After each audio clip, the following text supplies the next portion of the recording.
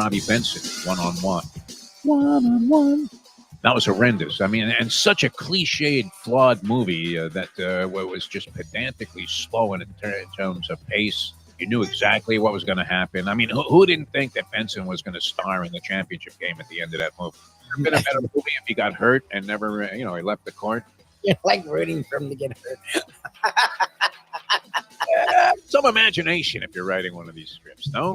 Like, oh, wow, they did it. There was a twist. I didn't see that coming. Who thought he was going to fall flat on his face and the coach was going to say, you know what?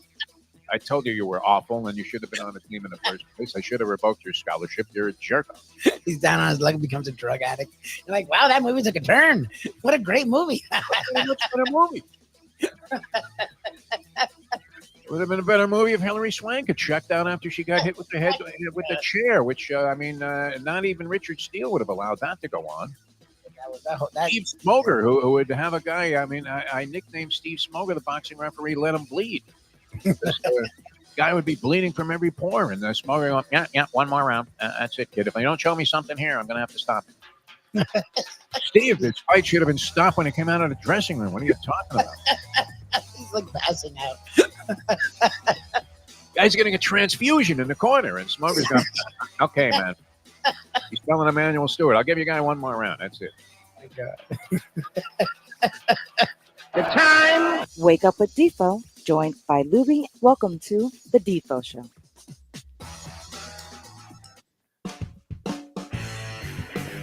And a very pleasant good morning, everybody. Welcome to another edition of the Defo Show. I hope everybody's having a great day. The eye-opener here, early in the morning. I'm Jeff DeForest. That is Mike Lubie right there. Resplendent in kind of a royal red Croatia shirt, which is among my favorites. Because when I do wear it on my walk of life, there are two shirts that get a minor reaction now. One, people are almost stunned that they have to go back over it. I have my fully vaccinated shirts.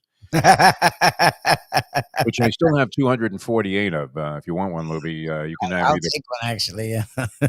black or white. I mean, they're a good staple if you're washing your car or something, or you need a rag. You got to clean up your dog throws up. Hey, give me anything. Right? You can have one of these shirts. But that gets an occasional raised eyebrow. And I don't know what the people are thinking. Do they think you're a fool? For going ahead and being fully vaccinated, which I'm not anymore, I guess. I don't know. Are they still doing COVID shots? They're supposed to keep updating those because I dropped out of the COVID shot game a long time ago when it seemed like the thing went away, although we've just had an incident with the Mayo Man where someone close to him ended up with COVID, and now you're thinking, really? That's still going around? Yep. But the Croatia shirt also gets a little bit of reaction. Every now and then somebody, what would the language be? Would it be Croat? What is the language of Croatia? I think it's Croatian. Croatian. Okay. So, every now and then somebody will start shouting something at me as if I was Croatian just because I was wearing the shirt.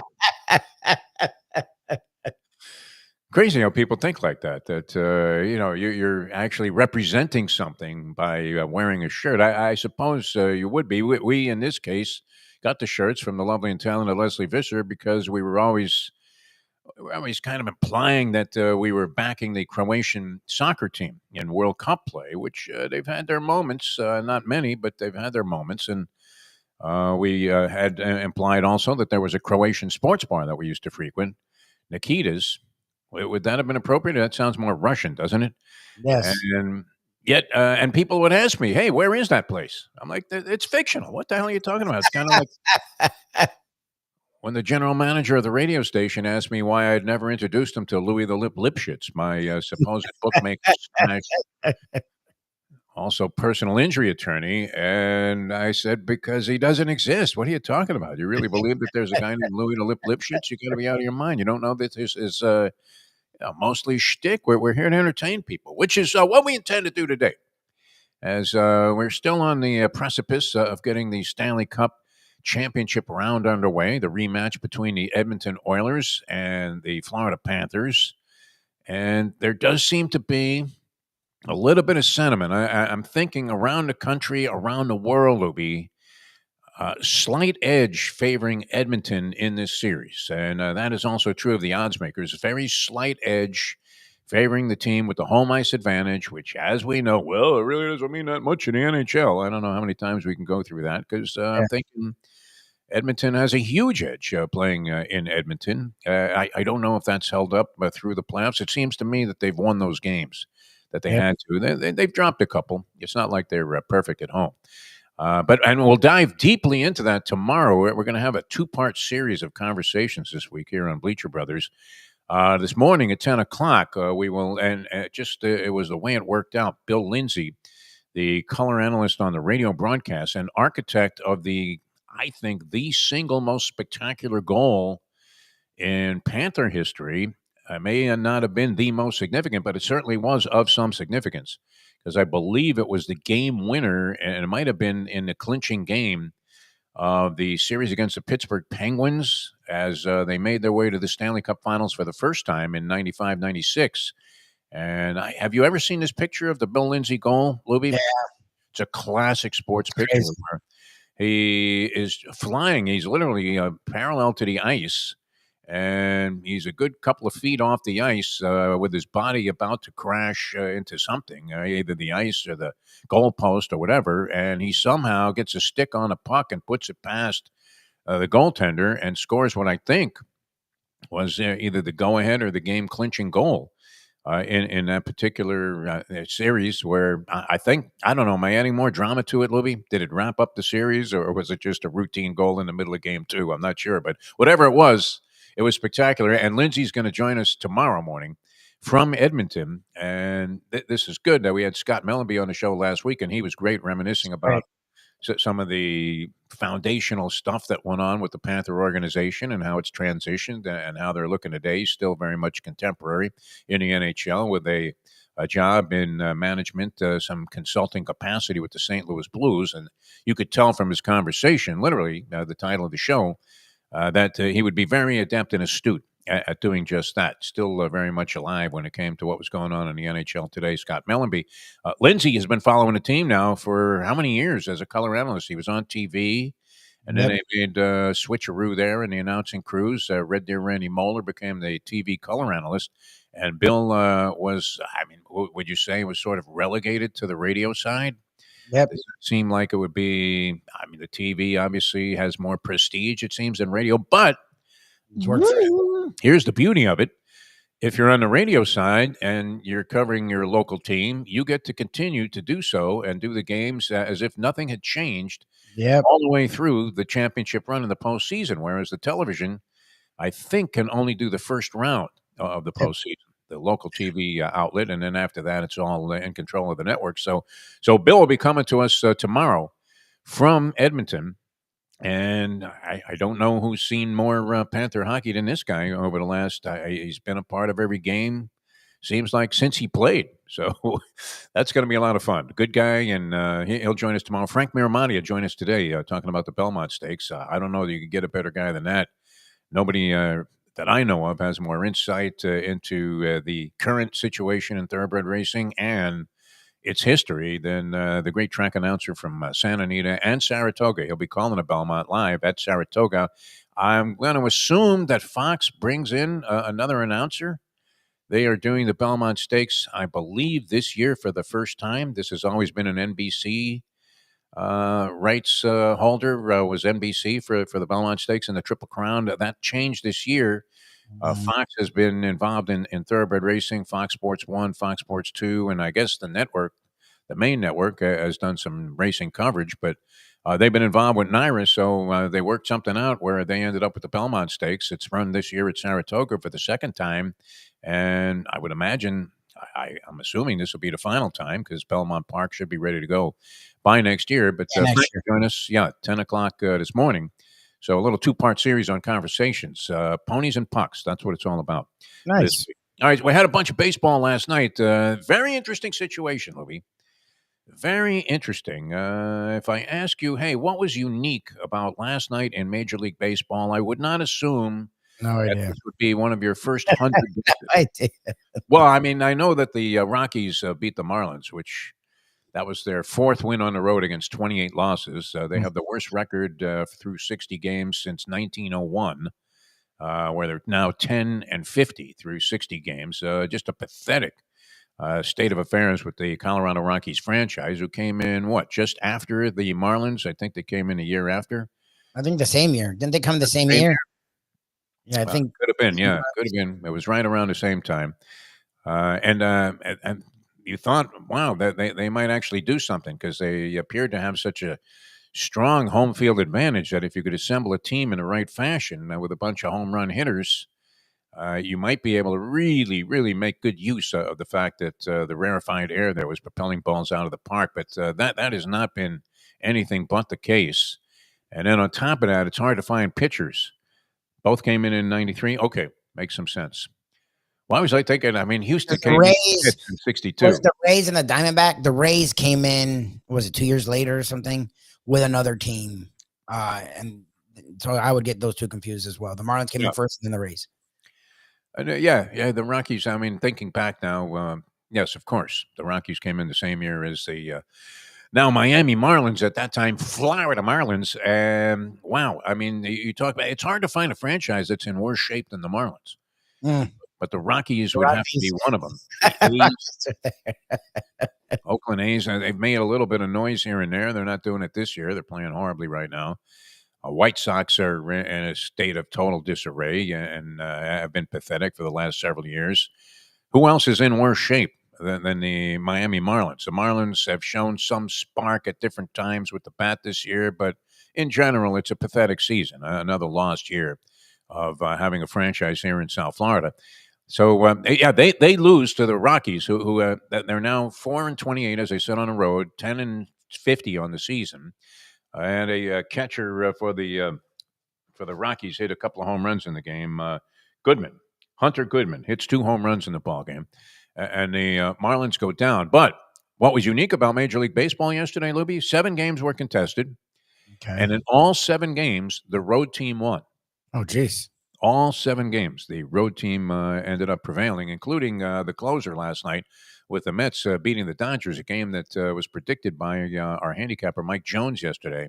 Nice. As a theory about teams that have been on the road for an extended trip, say more than just like a few games, 6-8 game road trip or whatever. I mean, maybe even 10. And the Dodgers have been on the road that they're very vulnerable in their first game back at home. He's been using this theory. And, of course, the Mets ended up beating the Dodgers 4-3 in 10 innings last night to complete the sweep, Lubie. The sweep. All road teams. Somebody out there on FanDuel or one of these sites, some guy said, you know what I'm going to do tonight? I'm going to bet all the road teams in a parlay. Have we seen a ticket surface that is right? I mean, not yet. A price on every game, including the Marlins game, where they would normally be underdogs at home, except they're playing such a crappy franchise that they're probably the favorites. Probably were favored in that ball game. I'm assuming that they were. So that was unusual. All 7 road teams prevailing. I'm not sure what quantifier there is in terms of, well, that's the first time that's happened since whatever. But it has to be the first time that's happened since whenever, no? 7 road teams, 7 games, and all the road teams win. There was a bunch of other stuff going on in baseball. You had college baseball. The Canes. Now, I don't understand. I used to understand the structure and how you got to the College Baseball World Series, and consequently, you would also think that there was a similar pattern in women's softball, would you not? Yeah, the softball's near the end. I think they're at the title game already. So how does that work? They don't go to like a place with 8 teams and then play it off again in women's softball? I don't know. I thought they had. I believe the title round is coming up, and it's could that be?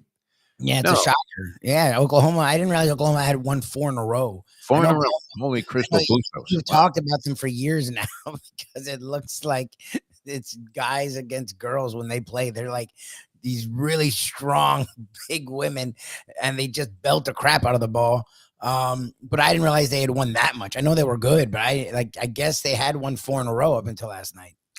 They were going for their 5th consecutive college championship, the Oklahoma women's softball team, and got throttled. And finally, some very useful information coming from one Jim Sarney, as he alerted me. Usually it's something so obscure that you're annoyed you even opened up the text.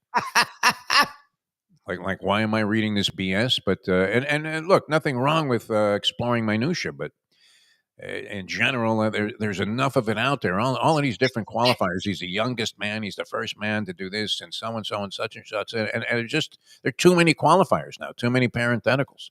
Well, when you're Yes. looking at records in sports, I don't need to know about all of them. But this was interesting because there's a woman, Nigeri Kennedy, who pitches for Texas Tech, also bats cleanup. Yeah, she's nuts. She is getting $1 million as a women's college softball player in NIL money. Now, is that in total or is that per season? She was lured away from the Stanford women's softball team and now is pitching for Texas Tech. And she was pitching a gem last night. Had, I think, 4-hitter going with 2 away and 2 strikes on the 9th place hitter in the Oklahoma lineup in the 7th inning, top of the 7th. Texas Tech up 2-0, trying to finally put a stop to what has been just an incredible dynastic run by the Oklahoma Sooners women. And sure enough, the 9th place hitter with 2 strikes, 2 away, in what had been a thoroughly dominating performance by this Kennedy young lady, and hits a 2-run homer to tie the game. So now Texas Tech comes back and wins it on a sac fly in the home half of the 7th, and they eliminate Oklahoma. But now, what happens now, Lubie? Do they They're in a go to some championship. location and play with 7 other teams in a tournament like we used to in Omaha with the men's college baseball? What's the deal on that? Do we have any idea what the format is? I think they've been doing that because FSU's team played Texas Tech, and FSU was playing really good softball, and this Kennedy woman shut them down. I don't follow it like our own. She's an underhanded Bob Gibson, man. I mean, just Totally is nuts. I don't follow it like that, but like when FSU is doing well in something on Twitter, all my FSU people, I see their alerts and stuff. So FSU's team had been playing really well, and they got against this Kennedy woman, and she just lit them up. Like it was. So I've actually been hearing about it. I didn't know about the $1 million thing till last night. $1 million in NIL money for a women's softball player. $1 million was worth it. They put out Oklahoma, and I was like, well, I mean, Oklahoma's been annoying, so I don't mind that. Well, and I don't believe Texas Tech has ever made it to the College World Series to this level. I think this is their first time, and whatever level this is. But what level is it? Somebody explain it to me. Explain it to me, Lucy, please. What goes on now? Do they go to because in the men's game? You had a regional, and now the Canes won in was that a super regional? What the hell are they in? I used to understand this stuff. I used to be able to explain it. I used to be able to go on the air, and if somebody said, "Hey, what's the format in men's college baseball?" I could give you every detail. Now I'm lost. They're in the regional. They're completing regionals and moving on to super regional, and then from that you go. And to what's the College World super Series. regional? 2 out of 3 at one team's park. Is that the way it works? And then you still have 8 survivors of the super regionals that go to Omaha. How's that work? I think super regionals 4 teams, and then it's the top 2 of those 4, or it might be the one out of the 4. In the regionals, I thought 2 go out of the regionals. Super regionals are maybe 1. So you might have me too, actually. So we have no idea. Essentially, is what we're saying. I thought I had a clue, I mean, the more you try to explain it, the further into doubt you throw any chance that you have of actually nailing it and getting it right. I have to look at it because I used to like the assemblage in Omaha, Nebraska. You had the 8 teams, and usually there were a few legendary coaches involved, guys that have been around. Augie Garrido, Mike Martin with Florida State, Augie Garrido with Texas. You had who was the guy? Rod Dado out at USC was there forever. Of course, we had legendary coaches here in Miami, and yeah, I mean, so it was kind of fun. It was a real interesting thing when they started out and had the field, and it was double elimination. So even though if you fell into the losers bracket right away, you found yourself in some pretty tough sledding. It was very difficult to come back and win the championship. Then what? They changed the thing for television purposes, where instead of remember you had to beat the champion 2 times. That the team that came out of the winners bracket, if you were in the losers bracket, you had to beat them twice. And then they changed that, and the team that came out of the losers bracket only had there was 1 climactic game. Remember, they messed with the format. So it's good. I'm glad I got into this because I have no idea what I'm talking about. Well, the regional, that's I know the kids because FSU had gone through unscathed. So when they played Mississippi State a couple days ago, um, if they had lost, they would have to lose twice, and they ended up beating them the first game. So they just moved on to supers. Um, Super regional, I think it's the same kind of a concept. I think you have less sites. I think you are down to 4 teams in a location, and I think one team of the 4 moves on, and then you're under the College World Series, from what I know. All right. And that'll That start this starts week. soon, huh? Yeah. That'll start this And week. the fetching begins. I think they changed that rule, unlike with the basketball, where you have in basketball you have what players in the transfer portal now. That's the big issue. While they're actually still contesting the NCAA championship. Yeah, that was weird. I had never seen that. We saw that in the Final Four. Guys that were in the Final Four teams were in the transfer portal. It's like, how is that a thing? Crazy, yeah. And Bobby Hurley's still the famous thing there, where he's being interviewed by 60 Minutes, and he's talking about half his kids were in the transfer portal, and that he had no idea what their future what was going to be, whether it was going to be, and kids had already made deals that were leaving the team that were still playing for the national championship. It was a big issue about the Major League Baseball draft taking place during the College Baseball World Series at one time, because coaches felt that it was a huge distraction for the players, and that there would be players that would be exceedingly happy because maybe they were drafted higher than they had anticipated. And all of a sudden, they're still playing in the College Baseball World Series, but you already know that you're a first-round pick of the Phillies or something. Why is it always the Phillies that are drafting people? Did you find that to be true in your lifetime? Guys, they tell you, yeah, he was drafted by the Phillies. Anybody that you know, weren't they drafted by the Phillies? It seems that way.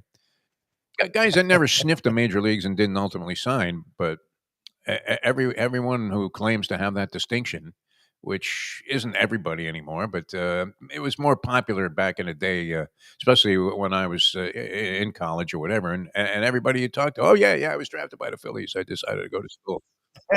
It's like, did any other teams draft? Exactly. None.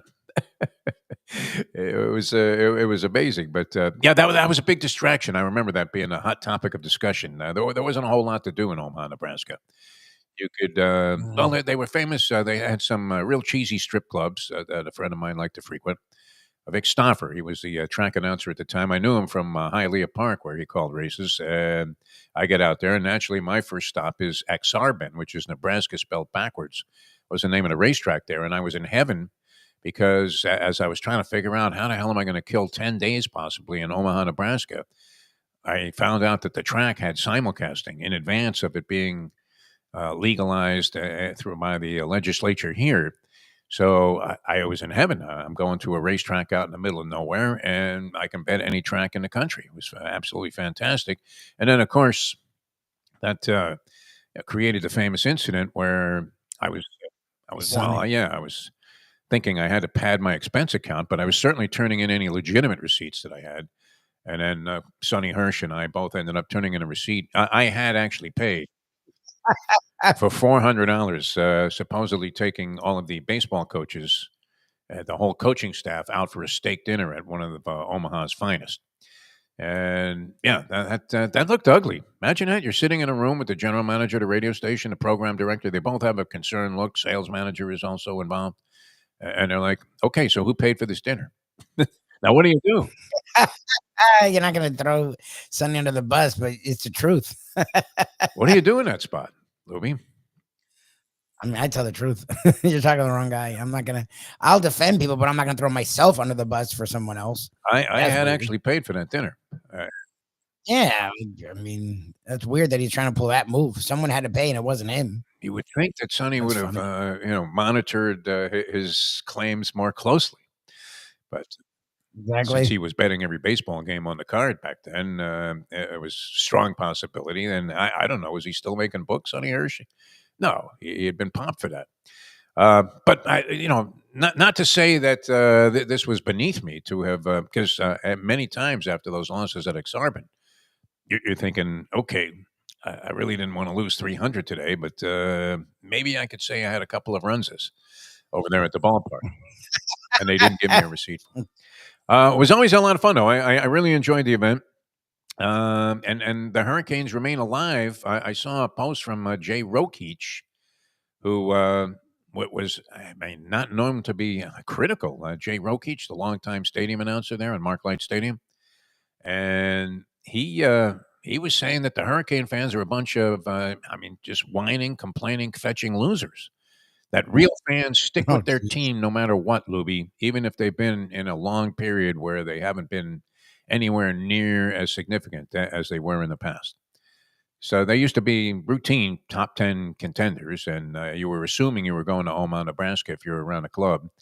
That was what, circa early 90s for me. Has it been that long of a drought with Hurricane baseball, which, you know, it was a very significant program at one point in time. People are blaming the coach. Jay was saying J.D. Arteaga is the coach of the Hurricanes, and I actually was doing the games when J.D. Arteaga He was a player with the was Canes, right? one of their starting pitchers, and wow, he took forever to deliver the ball. The pitch clock, as I recall, those games were going to be 4 or 5 hours every time. No. J.D. Arteaga was a lefty, and Kenny Henderson, who had been the number 5 overall selection of the Milwaukee Brewers in the previous Major League Baseball draft. Now, then, if you went to college, I think you were stuck going for 3 years, Luby, which is one of the reasons. Remember, the Hurricanes had recruited Alex Fernandez, and he, I think, had signed maybe to play for the Hurricanes, and then he ended up being, was he a number 1 overall pick, Alex Fernandez? Went to pro ball instead. And yeah, no, it wasn't Alex Fernandez. He did pitch for the Hurricanes. Didn't he Yeah, go to yeah, the he Canes? I did. thought he I'm played. thinking of A-Rod, Alex Rodriguez. Yeah, A-Rod was supposed to go to the Canes and he was was a the number one overall one pick. overall Yes. pick. Yeah. So I Yes. mean, but they were in that category where guys, top guys. Now these guys both happen to be from South Florida, so it made sense that they might want to stay. But not the case anymore. And yet, and J-Ro was all over these people saying, "You you dabble in a little hurricane trolling, do you not? You're on the sites Football. there because do people On even care? I sites, mean, on what the Twitter. baseball team does? That's an interesting question. Yeah, but not, and I would like Larinaga, so I wouldn't go after the basketball team either. It was just a Yeah. football. I go after fans when it comes to the football because I think it's pretty clear what Cristobal is at this point. But he keeps So to sit signing here- out of the transfer portal one 5-star blue chipper transfer out of after another. No, isn't there like an he's, article every other week? You have to mandated you have to put something up online that Cristobal snares another. So when is this going to manifest itself on the field into some kind of success? That would be the question. And the other question would be, I mean, imagine this: the first thing that popped up on my internet sports feed today is, did the Knicks need to fire Tom Thibodeau? oh well, I But mean, Cristobal's my got the Nick free fan friend. pass, man. Does he not? He's like Paul Free Pasqualoni in that regard. Well, they paid him a lot of money, so I mean, and they won 10, 11 games last year, so they're on cloud 9. They had the number 1 overall pick, a Heisman contender. So in their mind, they're moving the right direction. I tend to believe that was a cap and that they're going to Yeah. go backwards this year, but we'll see. Tibbs, look, I give Nick fans credit for realizing what he is. I mean, usually you don't look. We've seen coaches who hit a ceiling get fired. I don't know if Tibbs is going to be that guy because the Knicks were irrelevant for 20 years, and he got them into back-to-back years of ascension where they go semis in the Eastern Conference and they go to the Eastern Conference Finals. They did push the Pacers. It's not like they got swept or anything. So, and they looked like they were really close.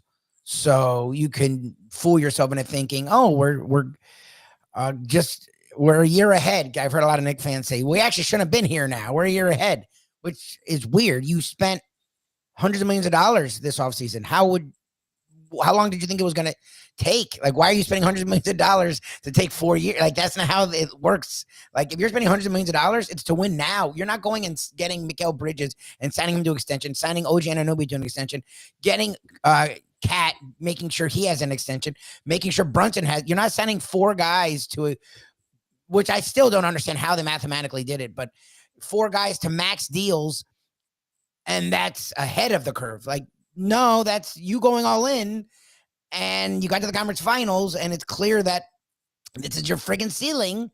So I give some fans credit for realizing, yeah, I don't know if Tibbs is the guy. Not all are there. I don't know. Look, you know how I feel about Tibbs. I think he's a good coach. I think he's a solid coach. I think he has a ceiling. I think the way he coaches, where he shortens the bench. Look, all coaches, most of the time, outside of the Pacers and the Thunder, shorten it to like 8 players. But he shortens it to like 7. But the starting 5 play like 40 plus minutes a game. Like, I don't know how that will work. That's always Like, going to be a 'cause you see all criticism these. of Thibodeau. And I don't know. There's probably some merit to it. Well-rested player, and he did this all during the regular season, also. But in our conversation with Grant Long last week, or I guess that was last week on Thursday, he was saying, "Listen, you're an NBA player. You want to be on the court for the most part. I mean, who doesn't? Lubie, did you like sitting out at any time during a ball game? I was kind of a bench sulker, unless I You clearly hate see me on the the bench. reasons for it. But most of the time, I wanted to be out there on the floor, didn't you? Almost everybody does. So imagine if you're a highly competitive NBA player, do you really want to be sitting on the pines because the guy's telling you it's the same thing? Like trying to tell Bob Gibson, "Hey, we've got a pitch count, Bob." Imagine that. Imagine Red Schoendienst walks out there to the mound in the 7th or 8th inning of a World Series game and says, "You know what, Bobby, you're approaching 100." The guy, I mean, he would have picked him up and body slammed him on the rubber. You would have seen Schoendienst bouncing a two-hopper to short if that had even been suggested. So the contention here being that, look, the players really want to be on the bench. Are they that exhausted? The 82 game schedule, you could say, hey, maybe that's too arduous, and then you factor in possibility of having to win 16 playoff games to win a championship. It's a lot, but it was that on the coach. Andy points out, and rightfully so, if Halliburton doesn't get this miracle bounce, maybe they're lauding Thibodeau with praise and saying, hey, see, the guy stuck to his guns. He's old school. That works. It's possible to go ahead and work these guys and forget about load management and all this other stuff that fans think is an atrocity anyway, Lubie. That's another part of it. I mean, how upset do you get the minute we mention those two words, load management? For a regular season, and again, having your guys play 38 minutes instead of 46 isn't load management. It's not wanting them to die in front of a arena of 18,000 people. What is the you can threshold, defend though? Do we know? I mean, what is the threshold for these guys? It's just look again. Somebody like LeBron would play whole game fine. You can't have 5 guys doing it. Look at the numbers of their 3 best defenders in that series, and you can say, well, the one bounce. If they made it to a game 7, it would have been like the Panthers versus the Vegas Knights in that Stanley Cup Finals. Like Josh Hart had nothing left. Bridges, they were literally calling for Landry Shamet, who I didn't even know was in the league still, to get minutes over Bridges, the guy they spent like $150 million on. Like, Knicks fans were talking themselves into things that weren't accurate. Like, you can't have it. There's a reason why the Pacers won by almost 20 in that last game. And there's a reason why in the second half, anyone who wasn't a Knicks fan could see they were going to pull away. Like, one team was fresh, one team was dead. Like Brunson, all of his shots were falling. Look at Brunson's numbers in that series. And yes, the Pacers played good defense. He also was gassed. Oh, he had to be. Wow, they put enough pressure on him that even though he was totaling large numbers of points, they were not easy points. No, and he wasn't doing. And again, it's you look at it from a macro standpoint. You're like, oh, they got here. But look at the bigger picture. Like their guy. Look at the numbers. Look at Bridges' numbers and Anobi's numbers. Look at Hart's numbers. And look at Brunson's numbers in that series. All their numbers were way down. The Pacers are a good defensive team. They run on offense. They also were done. Like that's the Bulls, the T. Like this is a theme every year. Now they got farther than they were thought to go. Okay, I would say sure, give it one more year. See, you spend all the money. I don't know that you can't fire the guy up that season. No, I don't think they will. But I think I give some Knicks fans credit for realizing this may be as far as he can take a team. Well, what Like, does Leon the way Rose he do? coached, Does he sit down with Thibodeau, who doesn't look like he may be inclined to take suggestions? he's, Like, hey, Tommy, you got to change your entire coaching philosophy. Imagine it doesn't seem like that would go over well with him, and yet, I mean, there's merit to your argument. I wouldn't deny that. And at the same time, like I said, with Grant Long, he's saying that these guys want to be out there anyway. Who wants to be sitting in a mm, postseason game when your season is hanging in the balance? I mean, if you have a good bench and you trust your That's bench, what there's happened. nothing A wrong lot with of people would Buffalo. point to, and it's kind of like the thing where you have this beautiful $100,000 car, and there's like one thing out of place, one small little screw somewhere, and it keeps the thing from running. And a lot of people would point to the fact that Hartenstein left as being a Yeah, it was huge big. factor, both in the demise of the Knicks and the ascent of the Oklahoma City Thunder. And you could see if you watched the Thunder. I mean, even though the numbers are not necessarily overwhelming, they're kind of pedestrian by the standards of a guy that you're saying is a difference maker. But that guy that gives you like 11-7 and a few assists and some hard nosed defense and a big time presence on the boards, and scores in spots where you're not expecting to get that kind of contribution out of a backup center. Um, or any backup player for that matter. That's why I always liked your man Caruso. So it seemed like Oh, he's been he good would with the come Thunder in too. and make something happen, and it wasn't like it jumped off the page when you looked at the box score, but it still was a huge difference-making component in a game. Could it be that one simple part, what was the different? I mean, you can't point to Josh Hartenstein and say that he was the most valuable player in the postseason because what he didn't do for the Knicks probably cost them any chance they had of beating Indiana. And what he is doing for the Oklahoma City Thunder, what was that, the finishing Big, yeah. piece or one of them? It just helps. It allows you That was look. pretty lame, Understand wasn't it, Louis? I'm trying to tell you that Hartenstein. no, look. Knicks fans were not happy when he signed away, and I was like, "Who cares I about thought it was Hartenstein?" significant because I did see enough Nick basketball last year to think, wow, this guy. I mean, it's almost as if you put Michael Rappaport in a uniform right off the front row seats there. It just doesn't really look like he's going to be this huge differential. Oh no, he's like a Claude. He's a little bit more athletic. Claude is He what looks is like what he Joe feels Klein coming in for the Celtics. 100%. But he gets He after. Like he does. gives you look. And for the Thunder again, remember last year the Thunder were one of the best teams in basketball, and they fell just short in the second round. And what a lot of people thought was their problem was they needed veterans to help SGA, to help Williams, to help Holmgren. And the Knicks had the veterans, but the Knicks, look, Mitchell Robinson's always hurt. It was like miraculous that he stayed healthy for 3 rounds. Like he's never stayed healthy for half a round. Like I swear for the last 10 years or 5 years, all my friends are like, well, Mitchell Robinson comes back. It's like, dude, he's never coming back. Yeah, Like he's Mitchell Robinson. So the fact that he stayed healthy, I think that was huge in them getting that, just having that one more guy. He doesn't do anything special, but he gets after rebounds. defensively. Yeah. He gets rebounds. He makes some putbacks. Like, and they haven't had him in the past, and they would lose earlier, right? So having a guy like that help propel them. A guy like Hartenstein, a guy like DiVincenzo. Even though I don't know what they do as a non-fan, DiVincenzo was real good last year in the postseason. They give you minutes. They give you certain games where, look, Brunson had like 18 in that last game, right? Like a game like that, that's where DiVincenzo could shine, or like. And as much as we don't think about the bench, because again, it is the NBA and the stars matter, the teams with deeper benches and stars have a leg up over the teams that don't have it. And you saw that with the Thunder. You saw that with the Pacers. And I'm curious. Look, it's fun. It would be funny to see if they could sit down with Thibodeau, go and look, man, you're getting us this far. We haven't been this far in years. We don't want to part ways.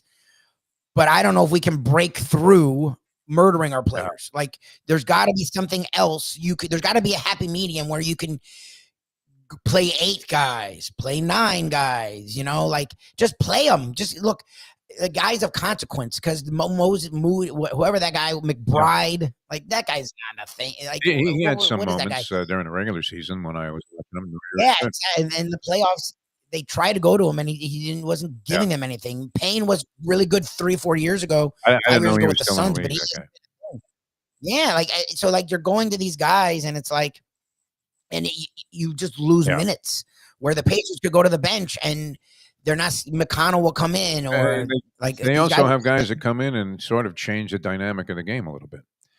Whereas the Knicks have nobody coming in. All right, well, that was interesting because, I mean, and of course, here we are in NBA postseason speculation, even though the season hasn't ended, because this is the two smallest markets that they've had together in the postseason. First time since like 1971 or something that you don't have either of the top or any of the top 20 markets involved in terms of what city, population, media markets, whatever. Population. So this is the real litmus test, everybody is saying, of the small market, even though this was a topic that's been summarily dismissed by almost everybody I've talked to about it, this business about nobody watching. Because since 1971, they haven't had a situation like this. I can't imagine what situation could have occurred in 71. You didn't have that many teams. What schmink markets were there back in 1971? You didn't have an Oklahoma City. Did you have Kansas City Omaha Kings? Remember that? That was kind of an oddball situation where you couldn't even get one city to house the team. I think I'm sensing there's not much interest in this, Lubie, even though we just talked about it in a different perspective for the last 20 minutes. It doesn't seem like.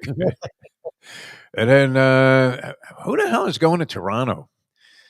Isn't the first thing that comes under consideration when you're making $70 million a year? I don't want to give all of this away, Mr. Trump. Yeah. Oh, the taxes. You have taxes. I mean, people don't run there. The Canadian taxes are insane. They have an onerous tax system by comparison to anything you would find with any U.S. team. You have one team playing NBA basketball in Canada. Why would anybody want to play there? That would be that. It's remarkable they were able to win a championship, and with all people, a guy that I don't know. I mean, can you see Kawhi Leonard just thinking, I want to give all my money away? Didn't he feel like he was getting jilted all of those years because he was underappreciated and underpaid? I don't know. Sure. Maybe not. Maybe I made that up. But he just doesn't strike me as the kind of guy from being able to try and make a deduction off whatever little personality he actually shows. I mean, he shows a very closed sort of inside of a shell type of personality, Kawhi Leonard. Do we know anything about him? Not much. Oh, no. I loved it when he was in some of these post-game interviews when he was shining with the Spurs, as we first started to see what level of basketball player this guy was. And he's being interviewed, and they're trying to just pour over him with hyperbole. And he just looks back and says, I don't know about any of that. I'm just a baller. Like, I just play ball. That's kind of how he put it. He didn't even say he was a baller. He said, I just play ball. I play ball. Yep. You had, who's our guy? Tom from Fox. Does the poetry stuff. Rinaldi.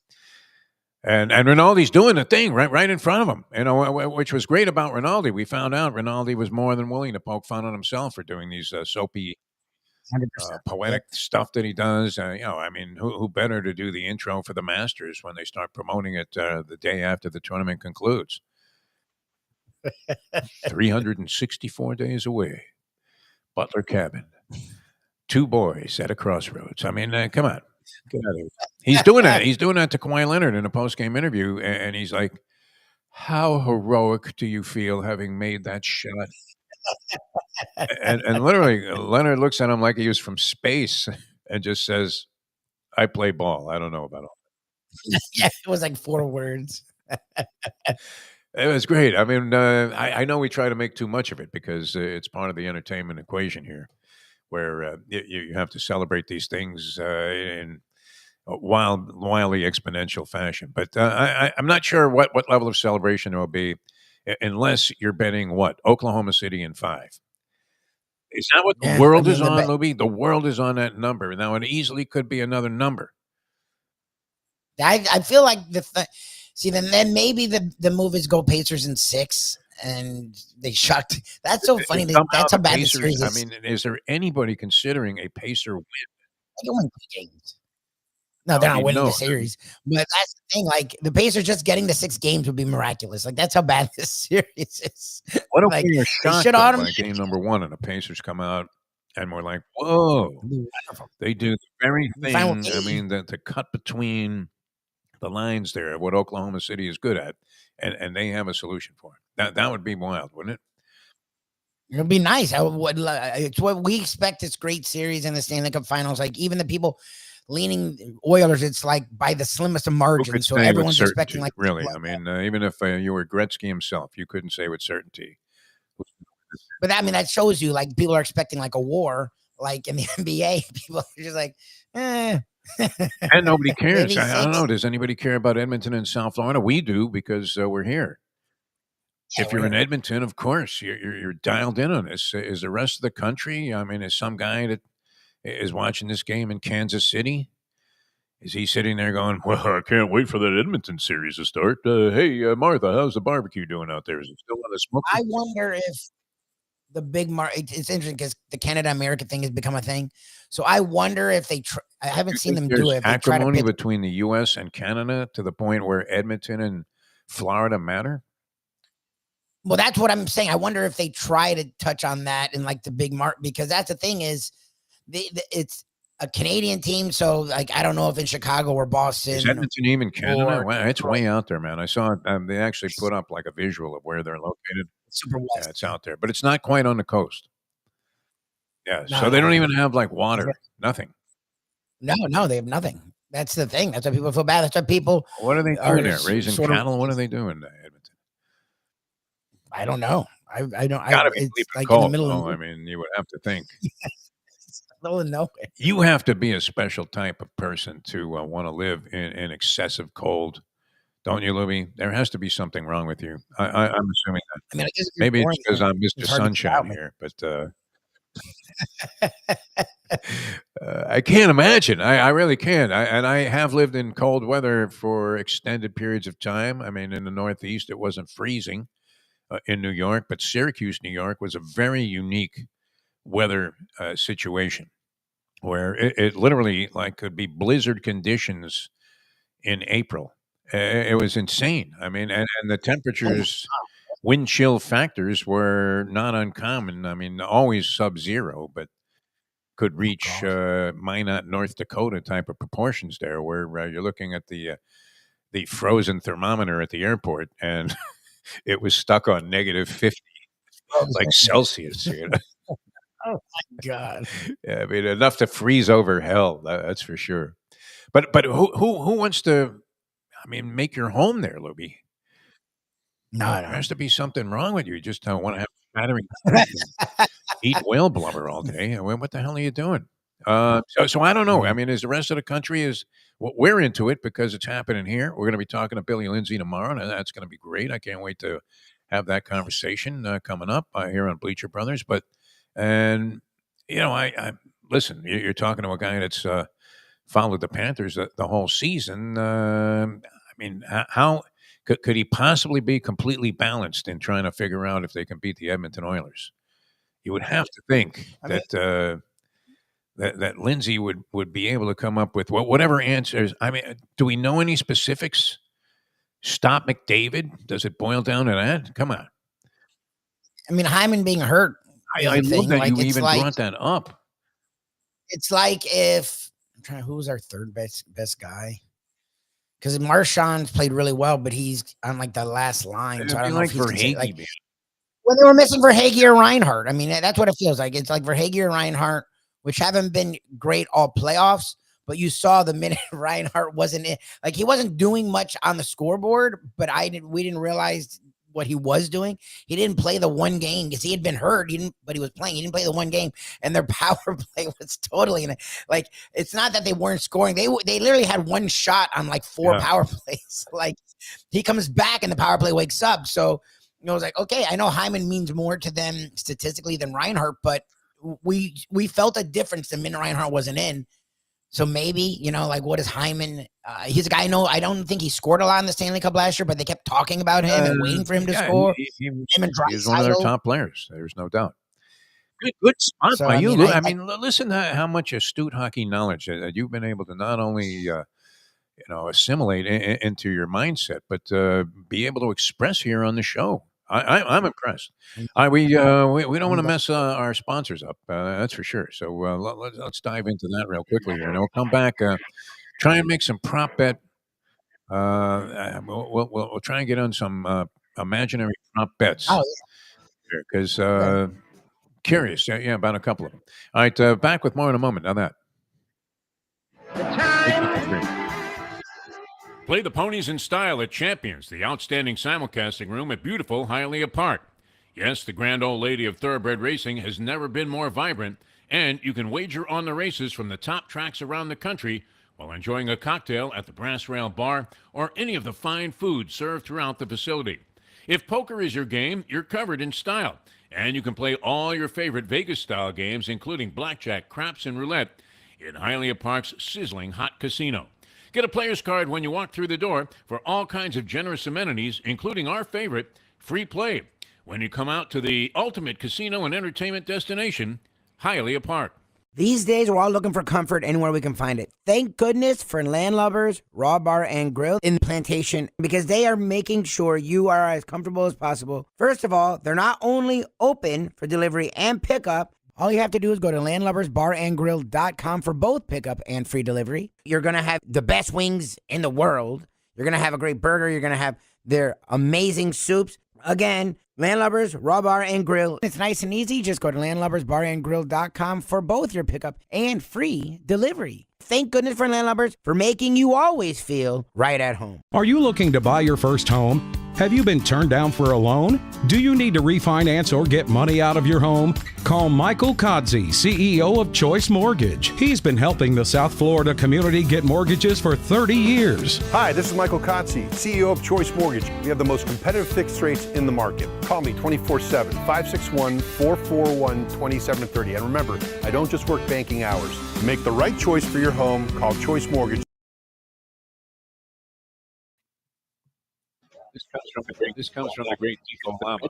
It's the bets you don't make, the chances you don't take, that can compromise an otherwise incredible life, my friend. The only way to get your morning started is with Defo, joined by Lubie, right here on The Defo Show.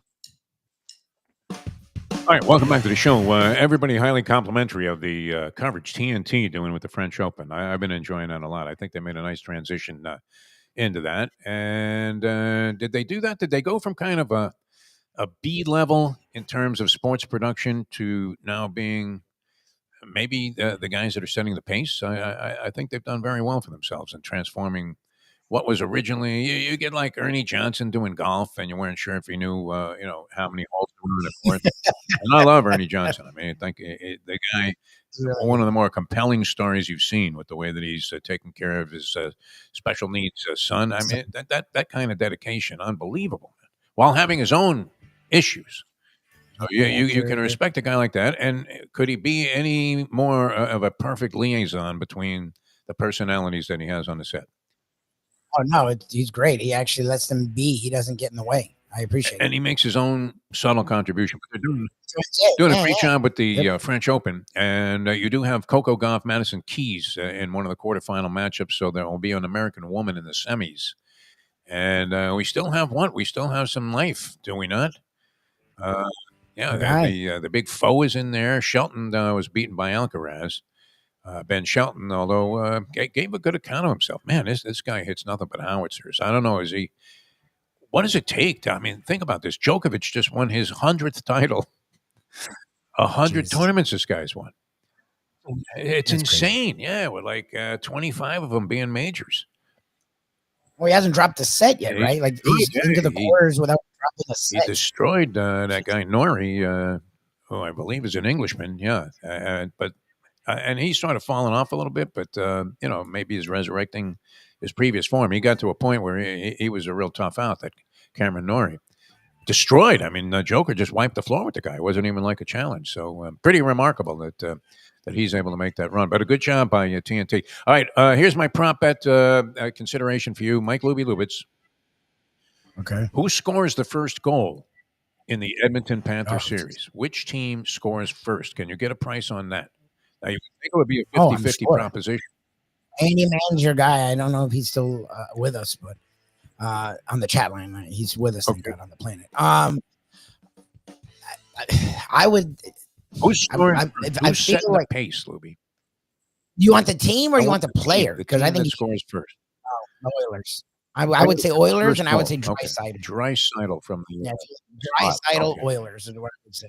So you should be able to make decent money on the actual player. The actual player would be kind of like who scores the first touchdown in the Super Bowl.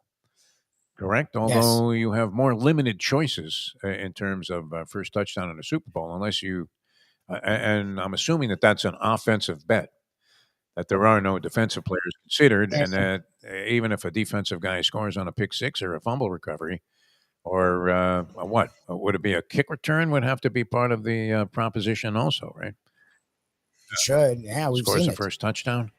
All right, so you see Draisaitl from the right side firing a power play goal past Bobrovsky, who you then will be texting the universe. I would lose it. Absolutely blows and is not deserving of a single penny of Vinny Viola's money. I love when you get like that.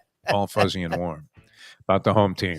I mean, I have no idea. I really don't. I am hard pressed. I have an uneasy feeling about the Edmonton Oilers winning the series.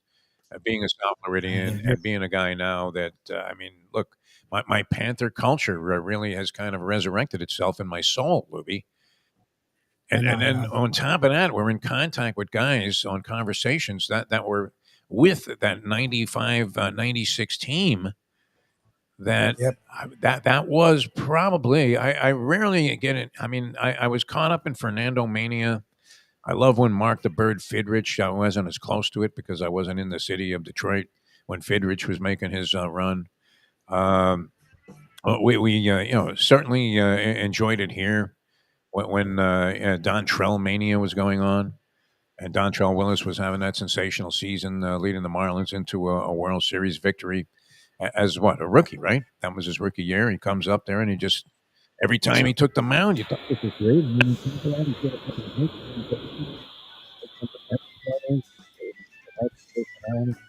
but that run, 95, 96, I mean, when have you ever seen South Florida galvanized and representing itself as one? Never.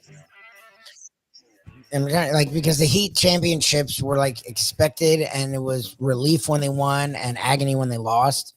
Like that Panthers run and the 97 Marlins run at the end of it all, because they had been put together, but like the Indians were loaded and it went to game 7, and then the NLCS versus the Braves, who had been the stalwart in the NL East, and like by the end of it, there was some kind of a kitschy thing with it, but that Panthers run was, because it was so unexpected, and every series they were playing a juggernaut that they sure should have lost. Here's where it ends. Exactly. It was like, because even the Bruins, like Cam Neal, like the Bruins were a nice team. It wasn't like the Panthers were supposed to automatically beat the Bruins. And it just kept getting more like, okay, interesting. And then they played the Flyers, and it was like, they're not going to beat this team. This team's just going to murder them. And then they beat them, and it's like, okay, they're not going to beat the Penguins. The Penguins were like the class of the NHL still at that point, in the middle of their Stanley Cup runs. And it was like, oh, shoot. There's a sneaky expansion team, a bunch of gifted grinders, if you will. And they're beating the Penguins with Mario and Yager in their young primes. I mean, just unbelievable. Yeah, no, that was a great run. And so some of that has been kind of resurfacing for me, which, you know, and you think of the good times you've had following sports teams. That was maybe among the best. I mean, it was just absolutely fantastic. So I don't know that we've had that same feeling here, even going to 3 consecutive Stanley Cups with the way the area is comprised demographically, but and we don't tend to even recognize. I mean, is it that everybody was so neutered to the idea that anything good could happen? That even with 3 straight Stanley Cup final appearances and the possibility of going back to back winning the Stanley Cup, take that, Toronto. That people still are like, oh, well, you know, I guess they're getting better. How long were we in that Terry Schiavo coma? Wow. It's nice when one of your sports teams, whatever city you happen to be in, actually pops out of something like that. Even if it's only stepping out briefly. But this looks like it's destined. Can we say that? I mean, is it not? It's not ending tomorrow either, is it? No, I mean it's still a young group. That's what's cool about it. Marshawn's older, but the rest of the guys are right firmly in their prime. And Zito's the kind of guy that is hungry, loves what he does, is happy here. He loves South Florida. He's really taken to South Florida that, like, you would hope he would make this home and make this a franchise. How does another organization that's been in the doldrums not wave just incredible amounts of money at this guy? I mean, because I think the Panthers are actually smart for the first time in a long time. And Vinny's far from broke. I mean, this isn't. They give him whatever the hell he wants. They look. We gave them a lot of crap because stuff wasn't working, but Dale Talon was a good move. Like, he had just built the Blackhawks, and they had won, I think, 3 cups. Like, and he actually did help build this core. Like, even people who chastised him went after him because he couldn't do what Zito's been doing. He couldn't go and get the pieces to finish it off. And that's Zito's done both. Zito went and got a star for a star, and then also is great at the tinkering to keep it going. That's the kind of thing you need to keep a franchise relevant, to keep a franchise. Look at the Lightning. Like, the Lightning have changed cores, but they have such a good front office that they can go from Le Cavalier and St. Louis to this group, like that. And that's what we're hoping the Panthers just do. Now they have a front office that has a clue. Hopefully they will continue, and that's how you get fans in South Florida. Is you can't just be fly by night. Like, it's just, especially if you're like, look, if the Dolphins out of nowhere started winning, yes, everyone would come because we've been waiting for 50 years for the Dolphins to win. Like, the Panthers were just coming into existence. They started winning. People got into it, and then they sucked for a long time. That's South Florida. That's the worst thing you can do. And it's like, look, the Marlins went to the playoffs a couple years ago. They were fun. No one cared because you've neutered us for so long that they have to have a sustained run. Now, going to 3 straight Stanley Cups should be it. Like, we used to talk with Dave Hyde about this on the radio. Euphoria.